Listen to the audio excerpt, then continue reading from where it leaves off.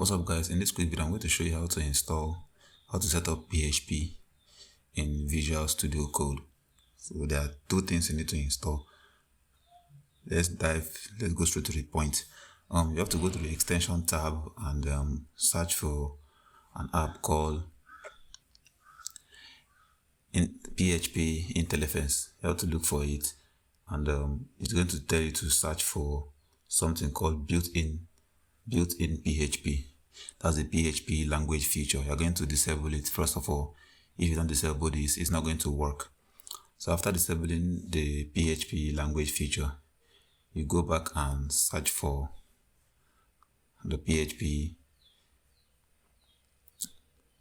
IntelliFence. When you go there, you have to install this extension. Now it's going to work if you install the extension. Now the extension is successfully installed. The next thing you're going to do is to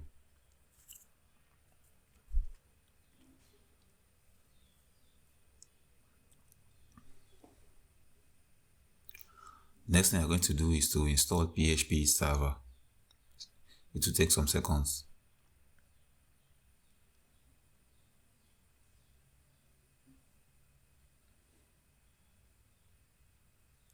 Now PHP server has been installed successfully.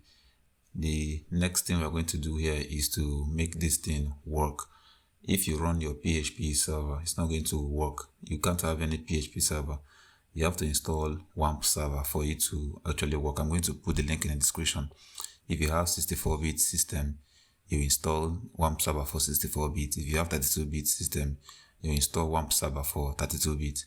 So after installing the WAMP server, we are going to make sure it is in our system variables. So I'm going to show you how to do that real quick.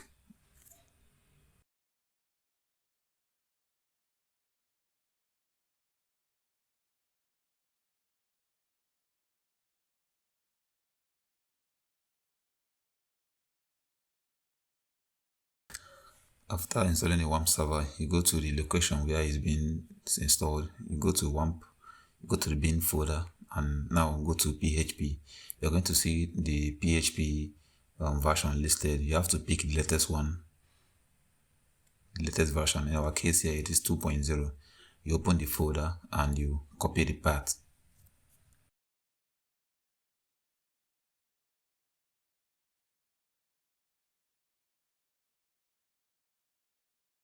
After copying the path, we're going to find the system variables. You go to your PC and you go to Advanced System Settings. You go to Environmental Variables.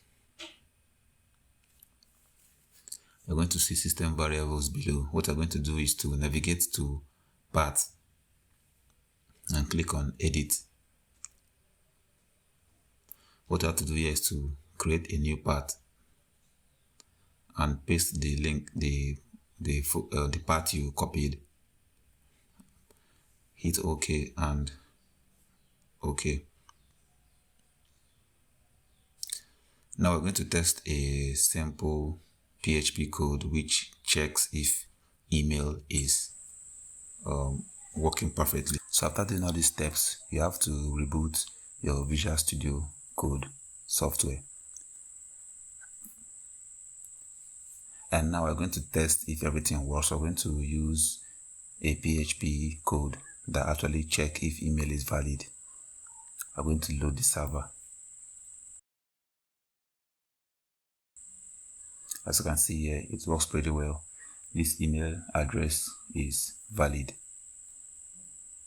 So that'll be all for this quick video. See you guys in the next one. Peace out.